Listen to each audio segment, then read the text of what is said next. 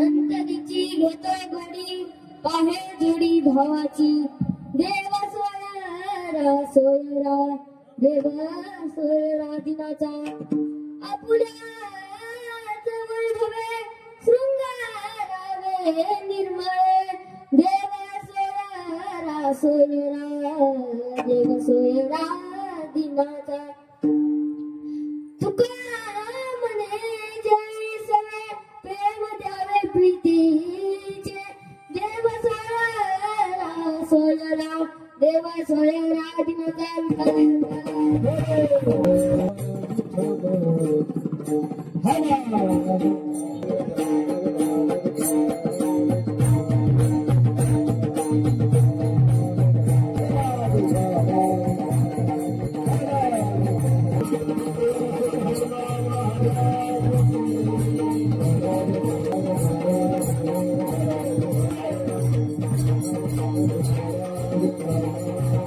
समचरण सरोजन सांद्रनीला उदाबम जगनहित पाणी मंडनाना करुण दुसिमाला कर्तनां कंजनेत्रं सदै धवलहासं विठ्ठलं चिन्तयामि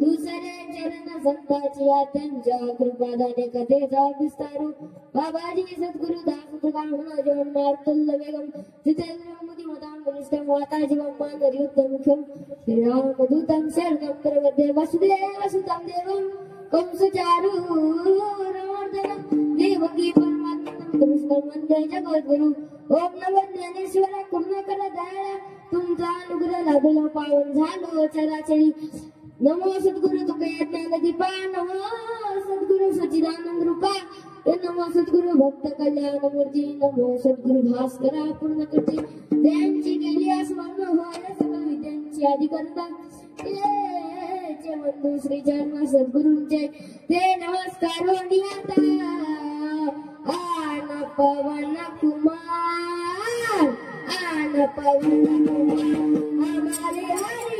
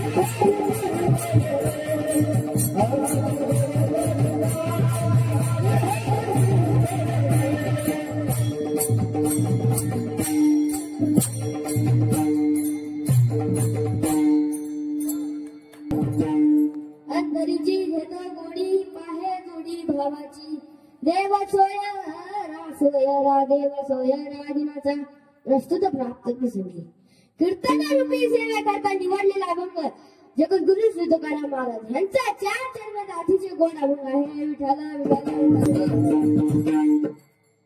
जगद्गुरु श्री तुकाराम महाराज आहे काय आहे श्री जगद्गुरु तुकाराम महाराजचा अधिकार ऐका तुटकी विना गळका माठ तुटकी विना गळका माठ मोडकी खाट तरी ही वैकुंठाची वाट ते माझे श्री जगद्गुरु तुकाराम महाराज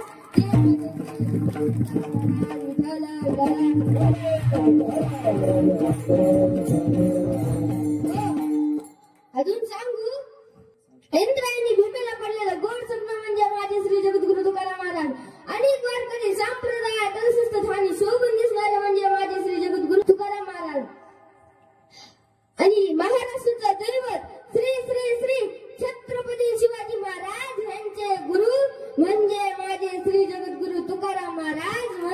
माझे जगद्गुरु तुकाराम महाराज. अजून सांगू तुकाराम तुकाराम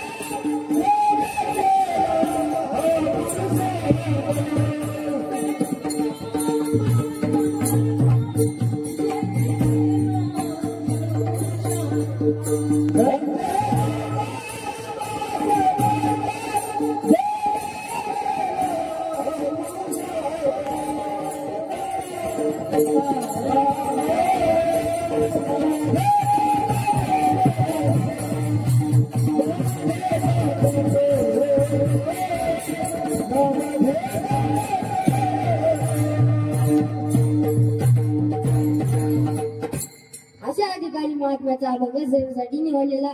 सेवेला सुरुवात करण्यापूर्वी अल्पसा परिहार द्यायचा तो म्हणजे असा की ज्यांनी माझी तयारी घेतली ते कुठे, पहिली गोष्ट ती कुठे, हा मग सांगायची रे मग हात वरती करायचा. गजू मामा खरं तर माझे माणूस लागतात. म्हणजे कसं माझ्या आईचे भाऊ लागतात, माझ्या आईचे मामा नाही माझ्या आईचे भाऊ आणि माझे कोण, माझे कोण पुरुष मंडळ महिला मंडळ. काय चालू इथं तू मला विचारतोय ना हसतात कुणाला. कुणी सांगितलं टाईट दिसतात आजी. भगवंताच्या असीम कृपेने साधू संतांच्या आशीर्वादाने चालू असणारा अखंड हरिनाम सप्ताह त्यातली आजची ही कीर्तन सेवा चौथ्या देवाची सेवा माझ्याकडे आलेली आहे. विठ्ठला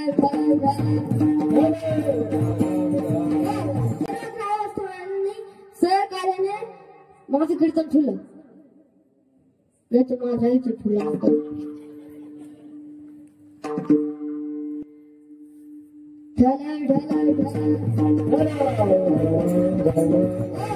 सर्व काय वादक मंडळी ह्यांना मी वंदन करतो आणि माझ्या आईच्या चरणावर नतमस्तक होऊन सेवेला सुरुवात. महाराज म्हणतात अंतरीची घेतो गोडी पाहे जोडी भावाची देव सोयरा सोयरा देव सोयरा दिनाचा. अंतरीची घेतो गोडी पाहे जोडी भावाची. देव काय करतो आपल्या, देव काय करतो, देव नाही काय आपल्या अंतकरणातली गोडी घेतो. अंतरीची घेतो गोडी पाहे जोडी भावाची. देव आपल्या भक्तांच्या अंतकरणातली गोडी पाहतो. काय पाहतो, बरोबर गोडी पाहतो आणि अंतकरणातला भाव पाहतो. विठाला विठाला विठाला देव सोयरा सोयरा देव सोयरा दिनाचा. जर तुम्ही तुमच्या पाहुण्याच्या घरी गेला, जर तुम्ही तुमच्या पाहुण्याच्या घरी गेला तुम्हाला चहा पाणी ते देतातच ना, फुकटचा खायला देतातच ना. मग चहा पोळी ते सगळं देते, जेवायला ते कपडे घेऊन देते, पण ते एक गोष्ट करत नाहीत. काय करतात, एक गोष्ट करत नाहीत. शृंगार. शृंगार म्हणजे काय तुम्हाला माहिती का? तुमचं माहितीये, तुमचं माहितीये महिला मंडळ सांग. महिला मंडळ शृंगार काय? शृंगार म्हणजे मेकअप. उठलं सुटलं लिपस्टिक, उठलं सुटलं पावडर. पावडर चांगलं असतं. नंतर काय असतं, कंगवा. कंगवा झाल्याच्या नंतर काय नसते, बाळी असते बाबा. असं ना झाले का लग्न? आणि लवकर करून घ्या बाबा, तिथं पोरी मिळायचे लय अवघड झालंय. तुमचं झालं का? बघ झालं इथं मिळत नाही आता आपल्याला. तुमचं झालं का? झालं का? नाही झालं.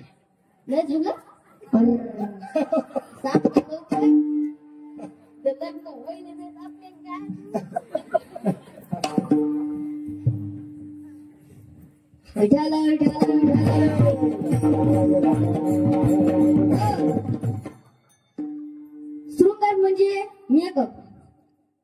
देव आपला असा मेकअप करण. आता तुम्ही पार्लर मध्ये जाऊन बघा, फक्त ना का 12 तास ते राहतंय, कीर्तन पुढचं राहतंय. हे आलं नाही तर मेकअप करून दोघांनी दिसायला सगळं मेकअप करून काजळ ते लावून मेकअप करून आल्यात.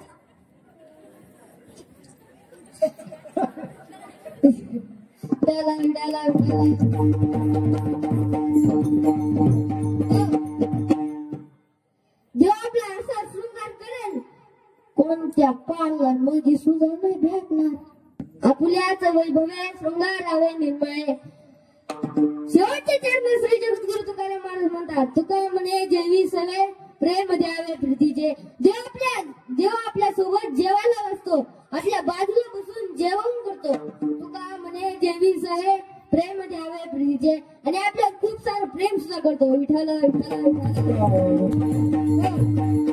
हा झाला सर अभंगाचा भावार्थ. आता ह्या बाबा तुम्ही इथं कशाला आला? कोण म्हणलं कीर्तन ऐकायला? तुमचं खरंय, पण दुसऱ्यांचं काही खरं नाही बाबा. कारण तुम्ही तारीख घेतली ना माझी, तुम्ही ऐकायला येत असता, पण तुमचं काही खरं नाही बाबा. तुम्ही कशाला आला ते तर सांगा ना. तुम्ही कशाला आलात माहिती का? छोटा मुलगा कसा कीर्तन करतो बघायला. जे कीर्तन ऐकायला आले असतील ते देवाचे भक्त आहेत, आणि ते नाही ऐकायला आले.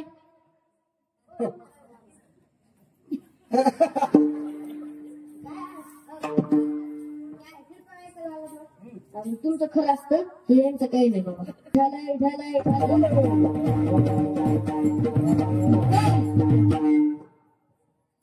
तुम्ही कीर्तन आलात ना, आता ऐकूनच जा. थोडी स्ट्रेट बसा बरं. बसा ना. सावधान विश्राम.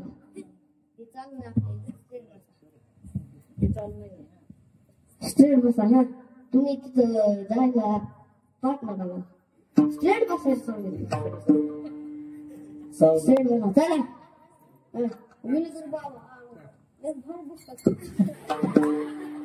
चला विठाला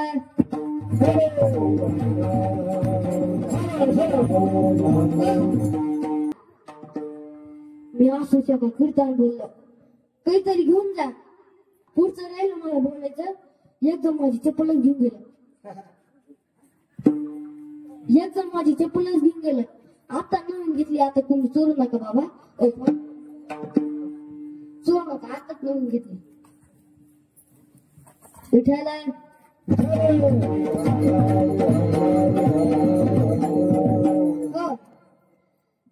देवाने आपल्याला एवढे सुंदर शरीर दिला. हात दिले, पाय दिले, कान दिले, डोळे दिले, नाक दिलं, कान दिले, पाय दिले. कशाला दिले ते?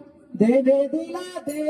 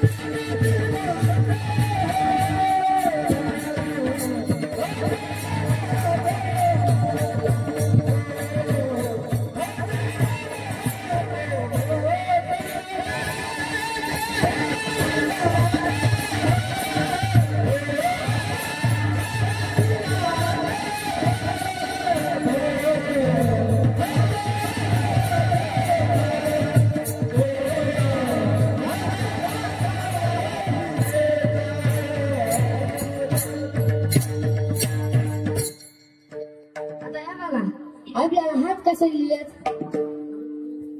हात आपल्याला भजनात टाळ वाजवायला दिलेत. डोळे कसे लिहिलेत? भगवंताला पाहायला दिले, नाही का? डोळे कसे दिले? भगवंताला पाहायला दिले.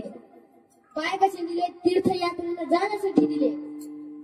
आणि हात भजनात टाळ वाजवायला दिले.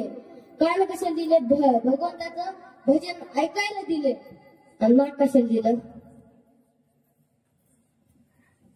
नाकातला शेंदूर काढायला दिला.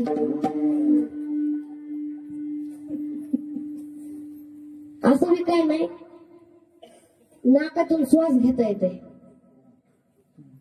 जर श्वास घेतला नाही तर जिवंतच नसतो आपण.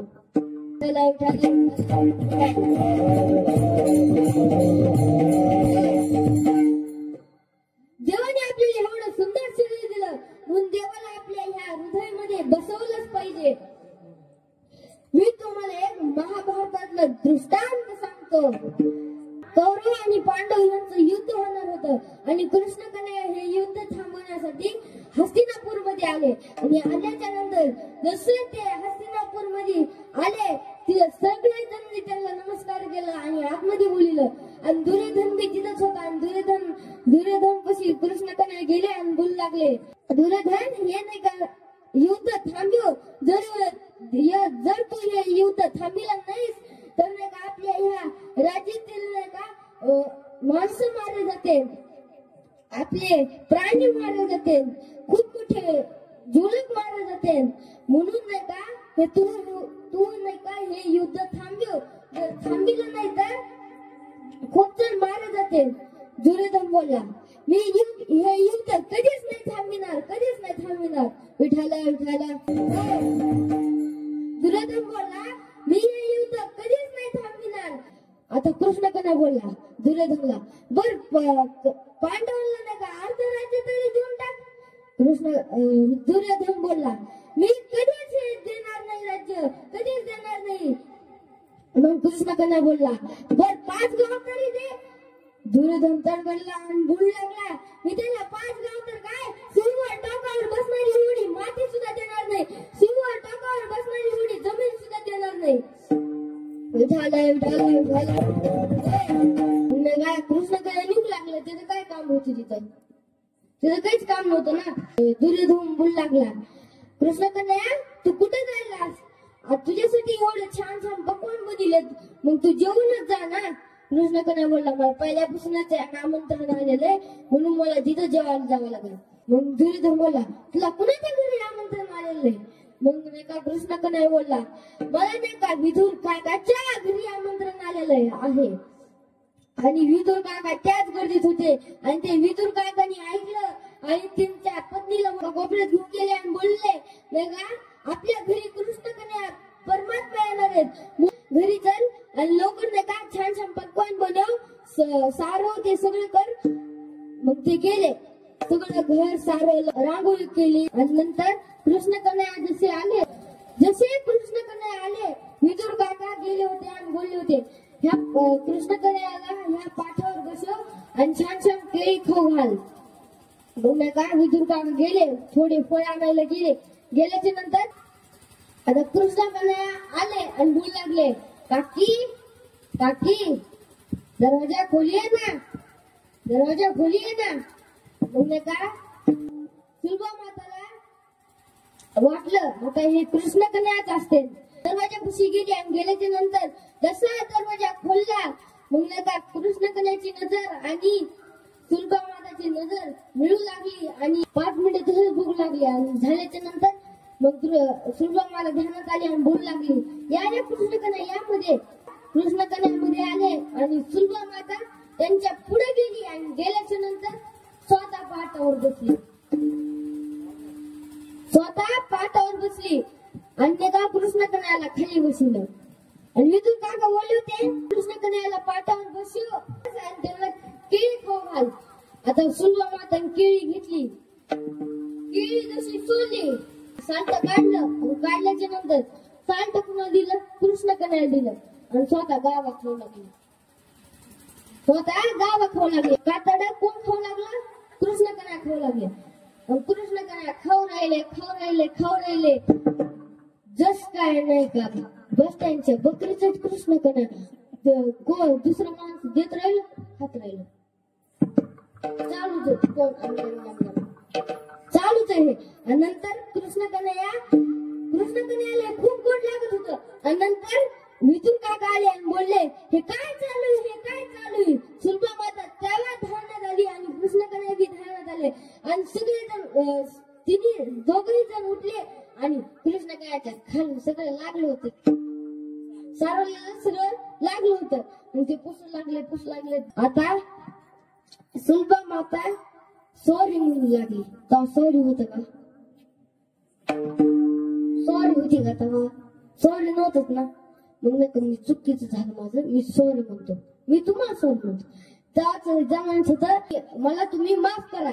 मग कृष्ण कन्हैयाने केलं आणि नंतर कृष्ण कन्हैयाला नाही का पाटावर बसवलं आणि विदुर काका खाली बसले आणि मस्त सोलू लागले. आणि सोलू लागल्याच्या नंतर आतमधला गाभा जसा कृष्ण कन्हैयाला दिला मग त्याला गोडच लागायला नाही, चवच लागायला नाही.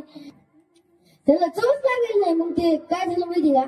मग का कृष्ण कन्हैया बोलले मला काकी ते मला केळी देत होती ती आहे का? ती मला खूप गोड लागली होती. काकी कातडे देत होती पण विदुर काका काय देत होते? गाभा देत होते. कारण कृष्ण कन्हैया सुलभा माताच्या अंतःकरणातली गोडी चाकत होते म्हणून नाही का कृष्ण कन्हैयाला हे गोड लागलं.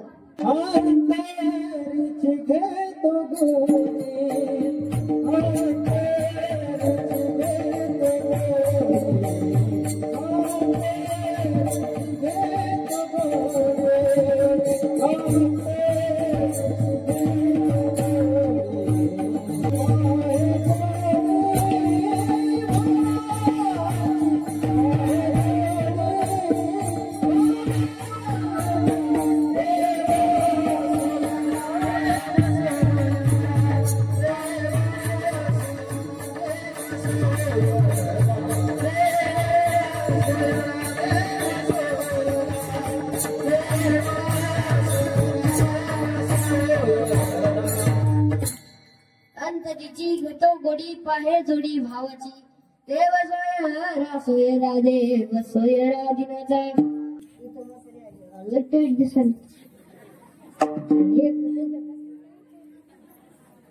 इथं तर लईच पाहिजे बाबा मथुरांच्या विठाला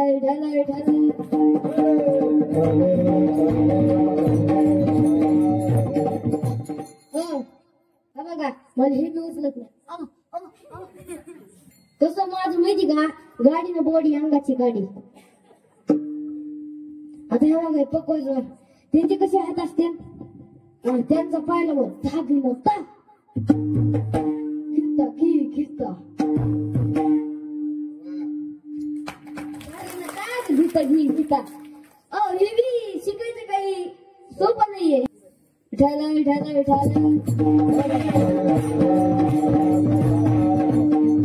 दुसऱ्या चरणा श्री जगद्गुरु तुकाराम महाराज म्हणतात देव सोयरा दिनाचा. देव कुणाचा सोयरा झाला? देव माझ्या नामदेव महाराजांचा सोयरा झाला. देव सगळ्या संतांचा सोयरा झाला. माझ्या जगद्गुरु श्री तुकाराम महाराजांचा सोयरा झाला. जनाबाईचा झाला. सगळ्यांचा सोयरा झाला. तुमचा झाला. तुमचा झाला.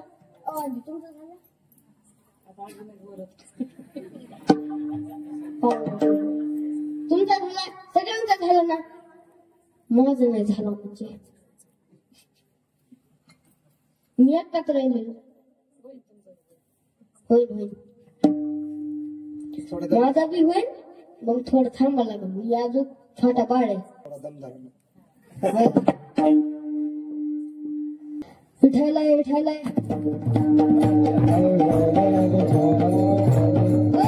नामदेव महाराजांचा देव सोयरा झाला. ज्यांना कोण नसतो त्यांना सोयरा होतो. जिसका कोई नहीं उसका तो खुदा है यारो. जिसका कोई नहीं उसका तो खुदा है यारो.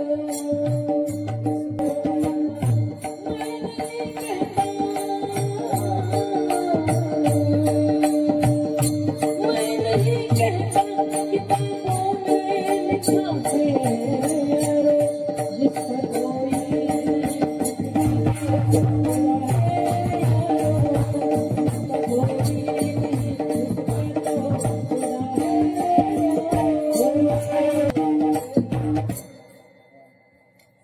विठाला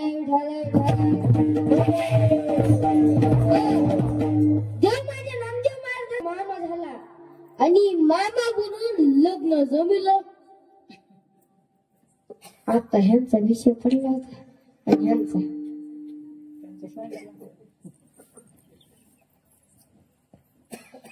आता ह्या बघा मी वापस रिपीट करत नाही का.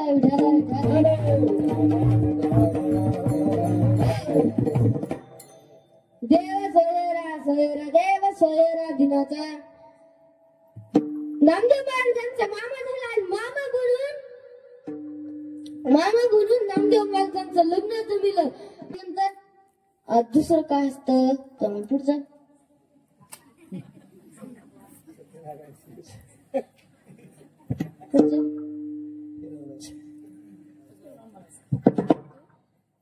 कोण सम्राट असत. बायको कुणाच्या आयुष्यावर चलते म्हणजे आता ह्या बघा नवरा बायकोचं सगळं ऐकतो. जर नाही ऐकलं बेल नाही मागतला असं हानती तिला काही असं राहतच नाही. सगळं सगळं लागायलाच पडतंय.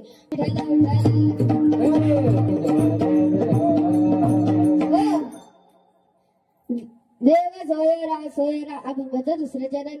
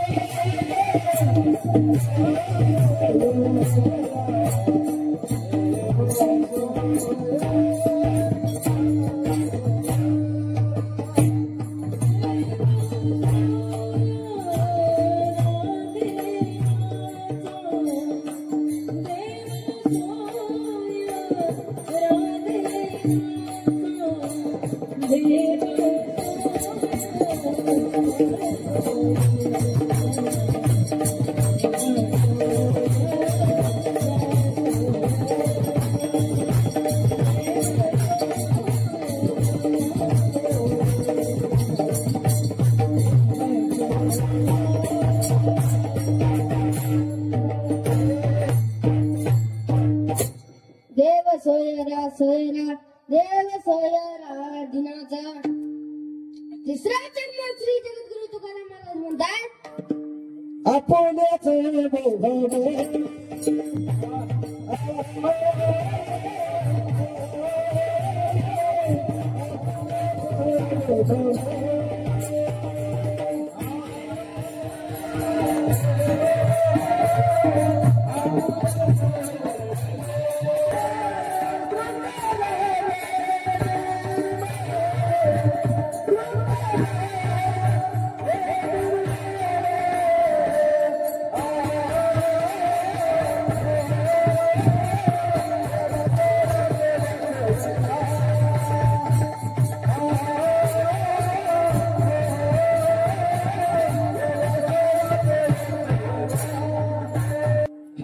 आपल्या वैभवे शृंगार आवे निर्मळे.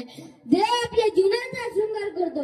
आपल्या वैभवे शृंगार आवे निर्मळे. शेवटचे जन्म श्री जगद्गुरु तुकाराम महाराज म्हणतात तुका म्हणे जे सगळे प्रेम द्यावे प्रीतीचे. विठाला देव कुणासोबत जेवला. देव माझ्या जनाबाई सोबत जेवला. देव माझ्या नामदेव महाराजांसोबत जेवला. सगुआ महाराज यांचं देवावर खूप प्रेम होत. देव माझ्या चोखोबा महाराज सोबत जेवला. ते छोट्या जातीत जन्माले होते म्हणून त्यांना कोणी मंदिरात येऊन देत नव्हते. देवाला विटाळ होईल म्हणून त्यांना कोणी मंदिरात येऊन देत नव्हतं. मग एक दिवशी ते 4 वाजता उठले आणि मंदिरात जाऊ लागले आणि तिथं पुजारी म्हणू लागले हे चोक्या तू बाहेर जा, नाही तर देवाला विटाळ होईल. जर तू आतमध्ये आलास देवाला विटाळ होईल. जर विटाळ झालं मग खूप अवघड होईल. तू त्यापेक्षा चोक्यात तू बाहेरच थांब. मग नाही का चोकोबा महाराज खूप रडू लागले, कारण त्याला कोणीच मंदिरात येऊ देत नव्हतं. ते खूप रडू लागले आणि त्यांना मंदिराच्या बाहेर काढलं. काढल्याच्या नंतर मग बोलू लागले, देवा ए देवा तू किती सुंदर आहेस रे, मला तुला भेटायचंय रे. तू कुठे आहेस रे, मला तुला भेटायचंय रे. काय बघता मग चोखा डोंगा परे पावनो हे डोंगा,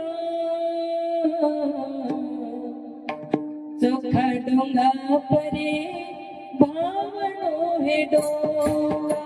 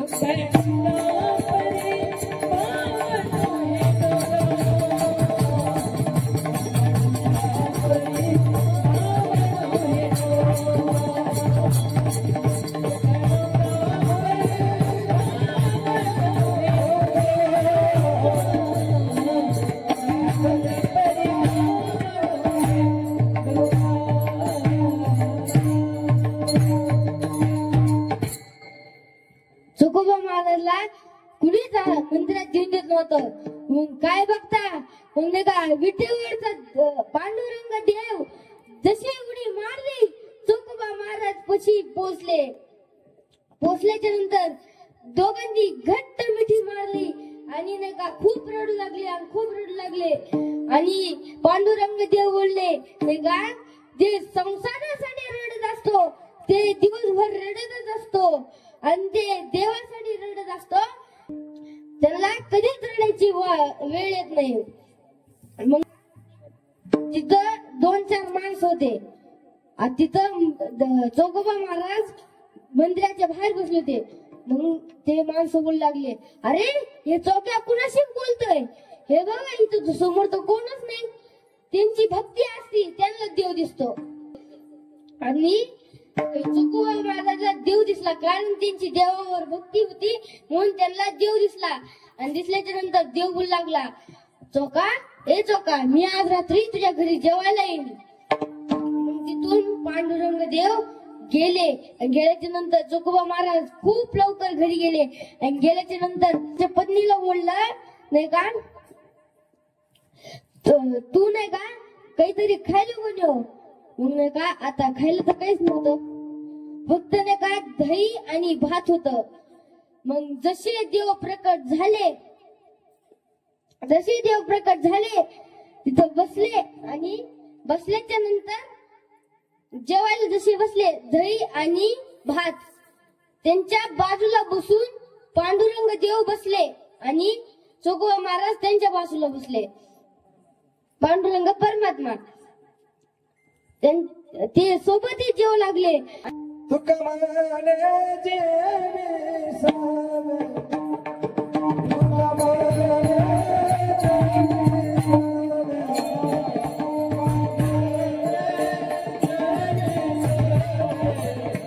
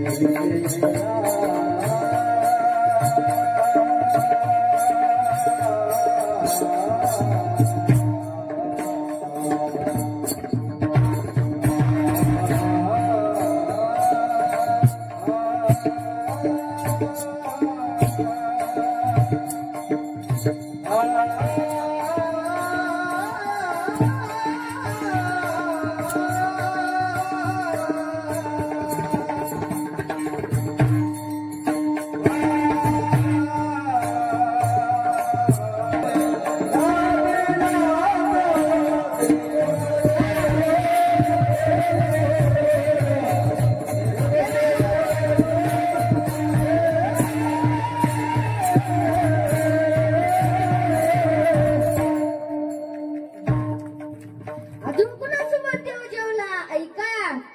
माझ्या जनाबाई सोबत देव जेवला.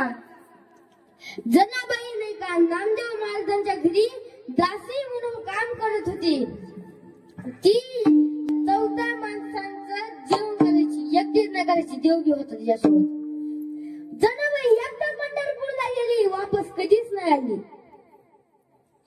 तिचे पप्पा गेले पण वापस ती कधीच नाही आली. जनाबाई नामदेव महाराजांच्या घरी दासी म्हणून काम करत होती.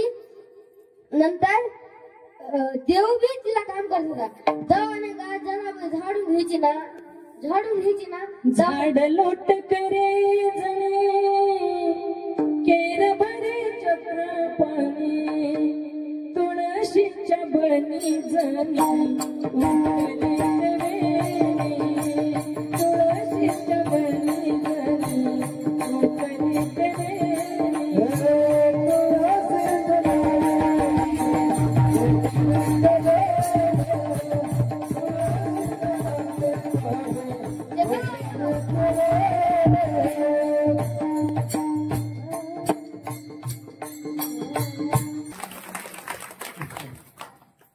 विठाला विठाला विठाला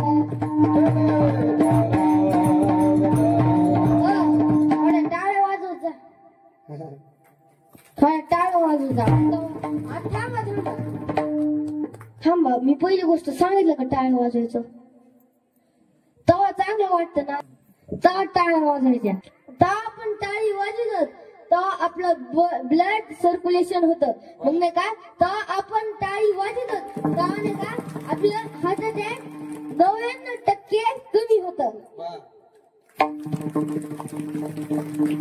99% कमी होतं. विठाला विठाला विठाला.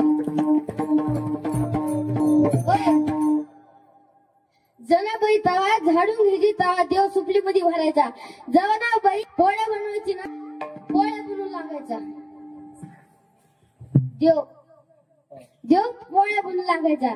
वापस ते नंतर सगळे काम करू लागायचं. तेव्हा जनाबाई नाही का अंघोळीला जायची, तेव्हा ओव्या काढायच्या, सगळे ते पाणी ते टाकायचं. तेव्हा जनाबाई तोंडात साबण लावत होती, तेव्हा देव पाणी टाकायचं. माझ्या जणीला नाही कोणी म्हणून देव घाली पाणी तुळशीच्या बनी जणी उठले रे तुळशीच्या बनी जणी उठले रे तुळशीच्या बनी जणी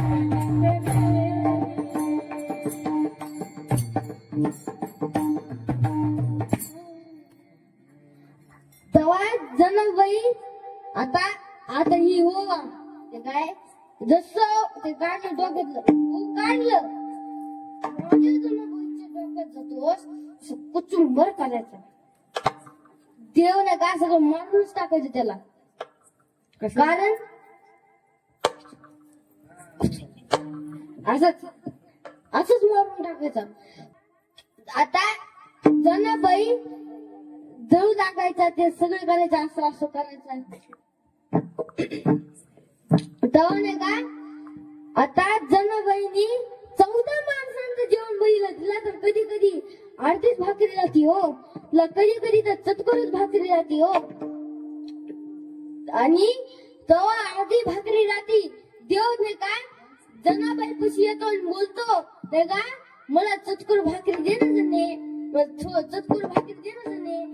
म्हणजे का जनाबाई देवाला शिव्या सुद्धा द्यायची. तिने देव नाही का तिने देव नाही का जनाबाईवर प्रेम करायचा का? कारण तिच्या अंतकरणात खूप गोडी होती. आता देवानी चतकोर भाकरी मागली, जनाबाईने दिली चतकोर भाकरी, पण ती खूप शिव्या घालायची देवाला, असं तसं तसं तसं. ते मिळेल नाही आता त्याला, ते खूप मोठे.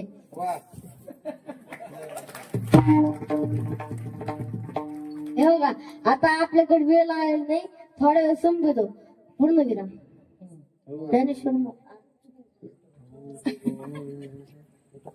आता नाही का चतकोर भाकरी दिली, देवाने का जनाबाईच्या बाजूला बसून खाऊ लागला. देव काय करू लागला? जनाबाईच्या बाजूला बसून खाऊ लागला. तो काय म्हणे? जेवी सरे प्रेम द्यावे प्रीतीचे विठोबा रकुमार.